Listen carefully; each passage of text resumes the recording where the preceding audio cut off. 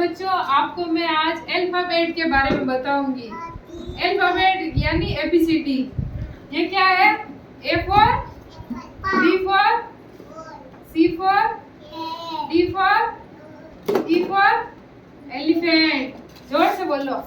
F for, G for grapes, H for hand, I for ice cream, J for jug, K for L for M for monkey, N for O for P for Q for R for S for swan, T for tiger, U for umbrella, V for pen, W for watch, X for Xmas, Y for yak, Z for zebra.